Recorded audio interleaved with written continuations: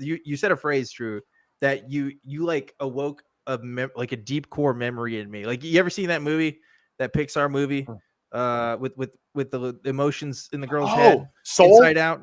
I think it's Inside Out. Yeah, right? Inside Out. It's called? Oh, okay, Inside Out. That's what you did. You just awoke a core memory in me. This is what you said. You said, I love the faith, and like that was what was hard for you to give up. And like that's so true, because when we talk about atheism, when we talk about the worldviews of Christianity, atheism, or the spectrum in between, we often talk about it as, philosophical, concepts that you can accept or deny. It's like this logical reasoning that we go through and see, well, if the Bible doesn't make sense here, then we have to go to here, and then we have to do this. And like, that was a part of my deconstruction for sure. Absolutely. Right. Like, realizing that these contradictions were there and this other stuff didn't make sense. But why was it so hard for me to leave? It was hard because I found my identity in this, right? Like, that was the hard part. Like, realizing I put all of my friends in this, my family was in this.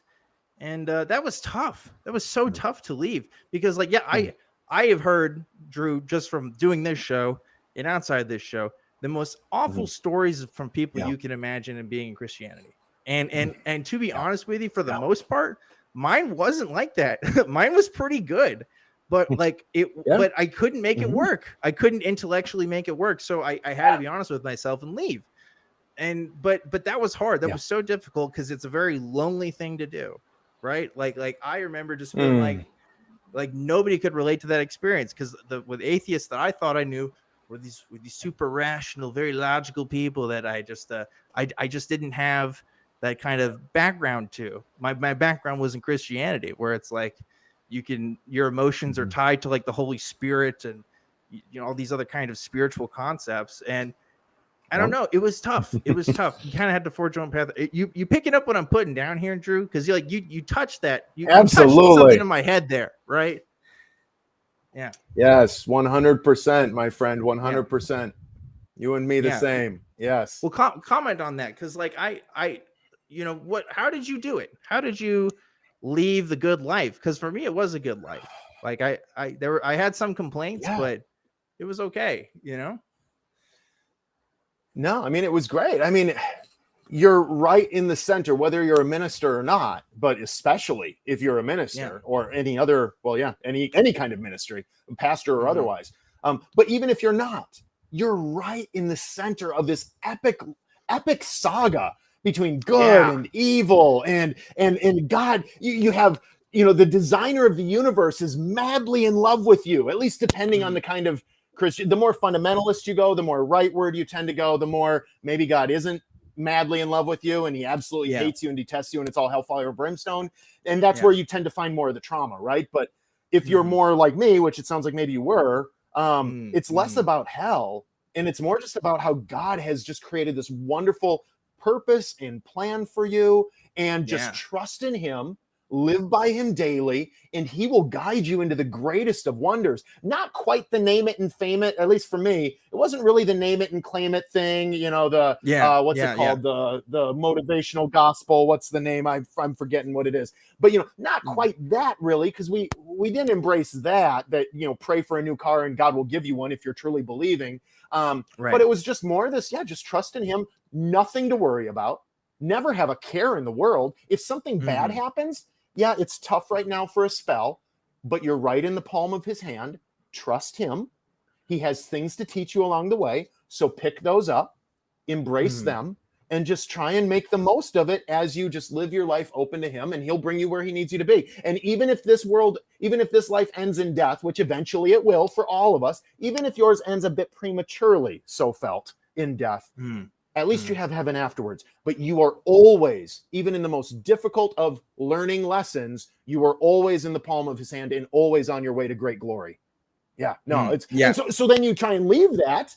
Now you're leaving that, and it's like you're no longer in the middle of this epic love poem between you and God. You're no longer in the middle of this huge battle. And as a pastor, you're no longer the hero. You're no longer the savior.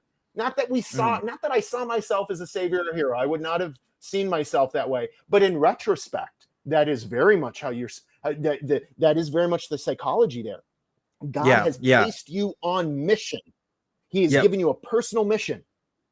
Trust him, and you will do. He will do amazing things through you, which feels a lot like you doing amazing things yourself, or at least you're along the ride for amazing, cool things, right?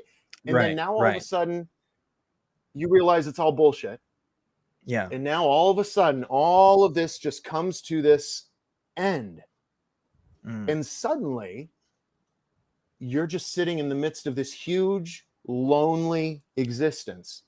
Right. There's no more God to talk to. There's no more best friend in the corner or within your heart. And if you're public about it, most likely your whole human community's cut you off as well. So you don't have them.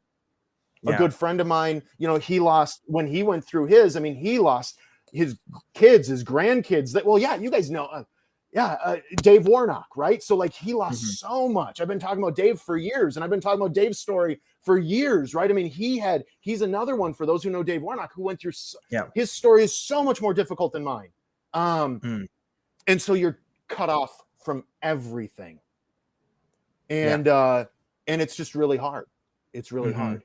So it is. Anyway, it is. I could talk on and on about this for hours. You're preaching. Maybe other people have calls. Let me give you some snaps, Drew. Let me give you some snaps. You're preaching. You're preaching. I can feel it. But it's like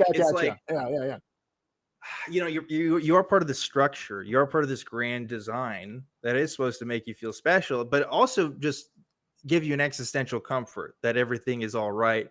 And these trials that you're going through are just a test from God. Or perhaps they're just an obstacle to a path, but the goal is to have greater faith. Like the goal is to have a closer relationship with God and to live through that. And so like when that's your ultimate life purpose, right? Because that's ultimately what it was for me. I tried to view my life through that, and you lose that, like you feel pretty lost. It is pretty hard. And like we talked about this too. Like we opened this conversation talking about our political views. Like in my church background, like politics didn't seem to be the number one thing, but I realized that the church as an institution and how it placed me in that system put me as a part of that political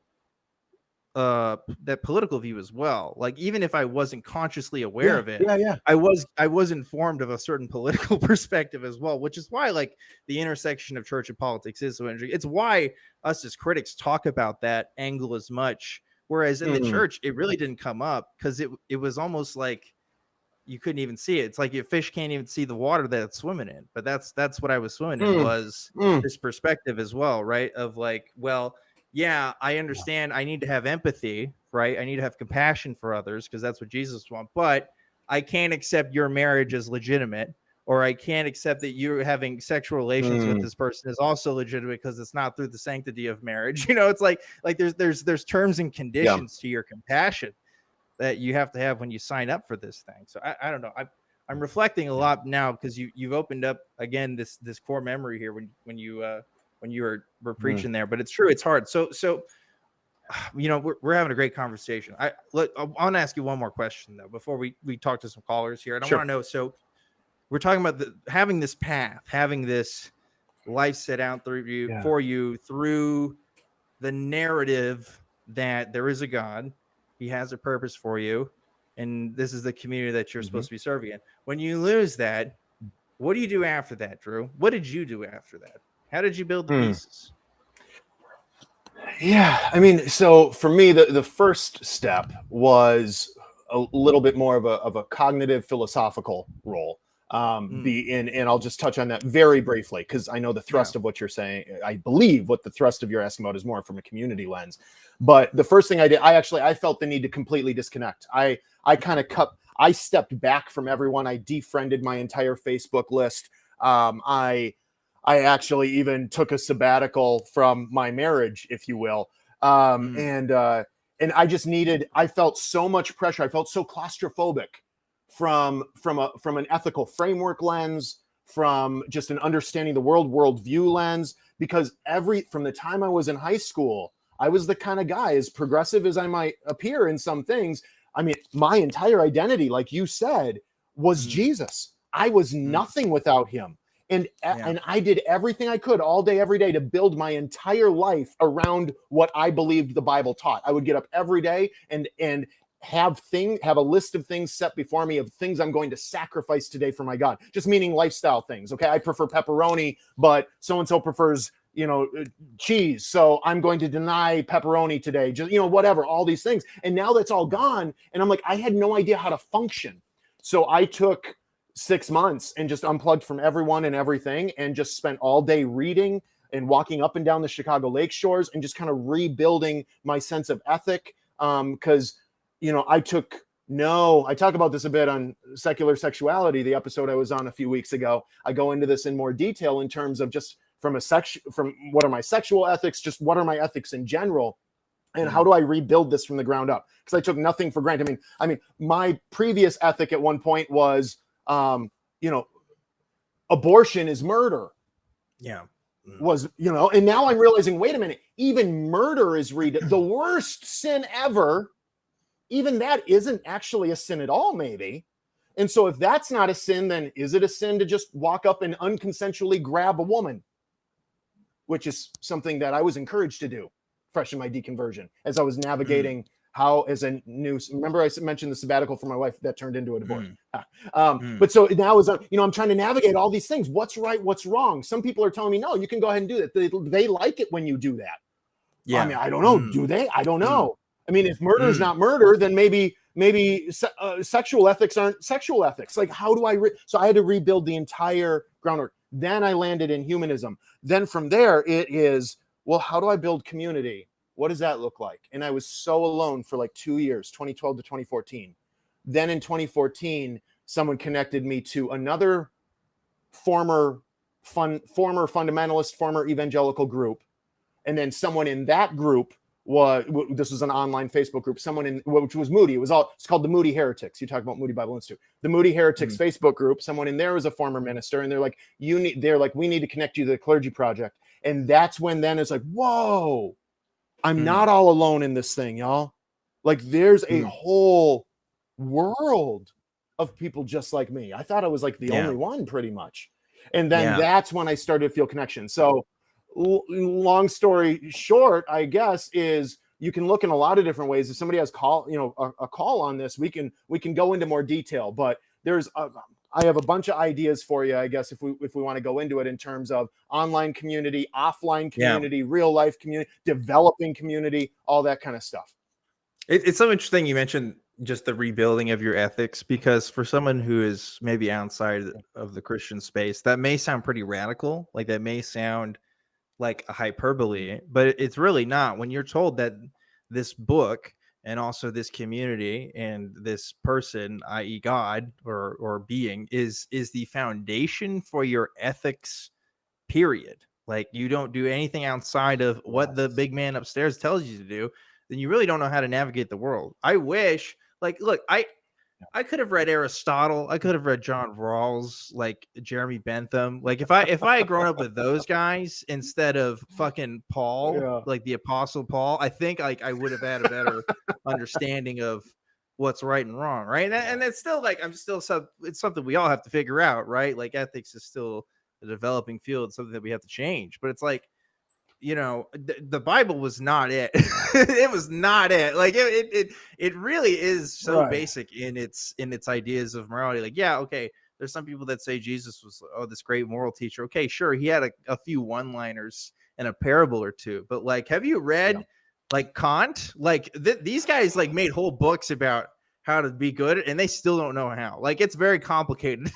It's a lot more complicated than what Christianity makes it out to be. And then I just want to emphasize that, because your story of saying like, I didn't know what murder was anymore. It's like, that sounds pretty radical, but in that context, like, I get it.